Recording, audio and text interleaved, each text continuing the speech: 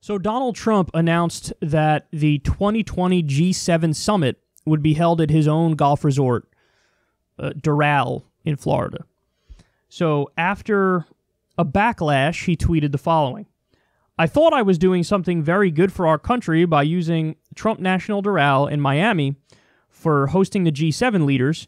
It is big, grand, on hundreds of acres next to Miami International Airport, has tremendous ballrooms and meeting rooms, and each delegation would have, he continues, its own 50 to 70 unit buildings, would set up better than other alternatives. I announced that I would be willing to do it at no profit or, if legally possible, at zero cost to the USA. But as usual, the hostile media and their Democrat partners went crazy. Therefore, based on both media and Democrat-crazed and irrational hostility, I will no longer consider Trump National Doral Miami as the host site for the G7 in 2020. We will begin the search for another site, including the possibility of Camp David, immediately. Thank you. So he announced that it's happening at the G7. Then about a week later, he was forced to go in the other direction and say, no, we're not going to do it there. Now, there's a positive takeaway from this story. The positive takeaway is, if you make enough noise, and if your beef is specific enough, you can get him to back down. And that's what happened.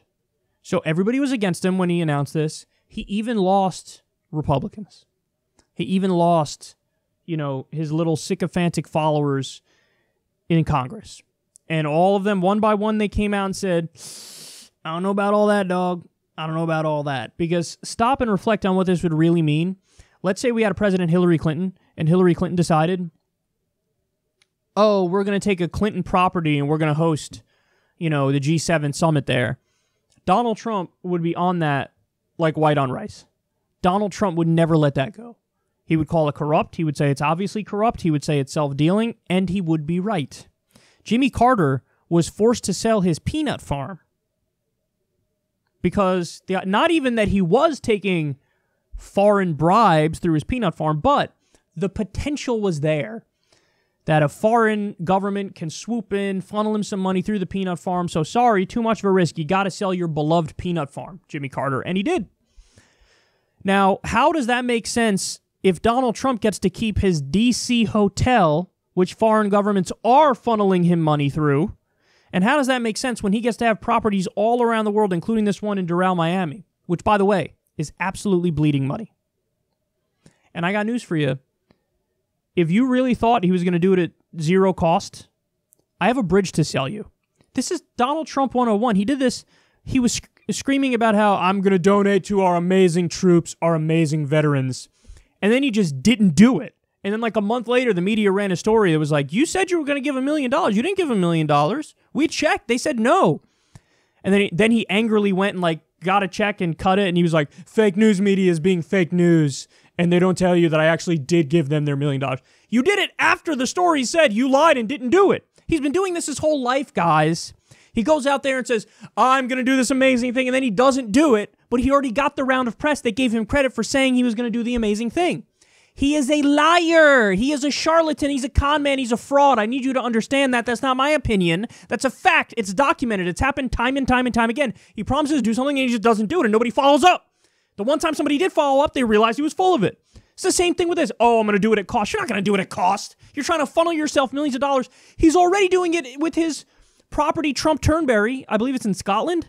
He's already doing it over there. He had all the Secret Service. Oh, we're going to divert you and you're going to stay at the Trump property. What the? Because why? They're trying to funnel him money, that time through U.S. taxpayers. I guess it would be the same in this instance, but it's a mix. He gets it sometimes from foreign governments. Saudi Arabia is paying him through his D.C. hotel. He's getting U.S. tax dollars through Trump Turnberry. He was trying to do the same thing with Doral. But this self-dealing went a little too far, even for the Republicans, because it was so brazen. And by the way, this is an issue where if it were to go to court, he 100% would lose. So he's trying to save himself the headache here, and he said, okay, I'm not going to do it. But you make enough noise, and you do it directly, and he's forced to kowtow. Remember this for the future. But you got to understand something, guys. The lesson is, it has to be specific. Like, oh, he's doing this thing. Everybody says that thing bad. It was so overwhelming that he was forced to back off of it. But you can learn from this. You can learn from this, and you could use it for good. Imagine if there was a giant backlash starting today about still being in Iraq and Afghanistan, and it was from everybody. It was top down. It was the media, it was the people, and it was even the politicians. The politicians would never join us on this, by the way, only like Rand Paul and Bernie and a couple of people. But imagine if it was that so overwhelming. He would pull out of Iraq and Afghanistan tomorrow if that happened. Tomorrow, but he's got to feel the immediate pressure. And so now you know. Now you know. I could have told you this is how politics worked. That if it's enough pressure and it's overwhelming and it's super specific, that's the other thing. It can't be airy-fairy. It's got to be specific. You can't do like with the Women's March where it's like, yeah, Trump won and we're generally mad and so we're going to march and it's the Women's March and we're marching for women. Be specific. If you're specific, you actually might make a change.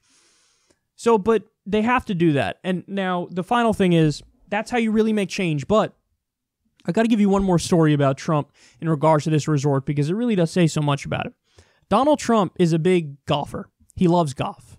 That's some very rare thing him and I have in common, is that I love golf and he loves golf.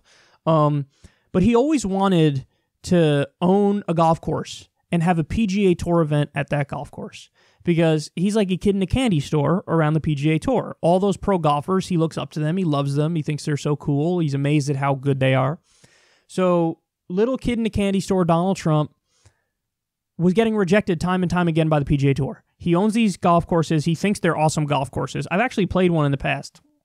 The funny thing is, the main thing I take away from what his golf courses look like, and I'm not kidding about this, they are incredibly fake looking. Just like him, just like his appearance. It honestly looks like he was walking around outside and he goes, I want a hill over there. I want a hill over there. I want, this is exactly how I want this to look. And it's like, in order to make a good golf course, you have to use the natural topography of the land. If you could beautifully use the palette that's already there, those are the golf courses that look amazing. He does the exact opposite.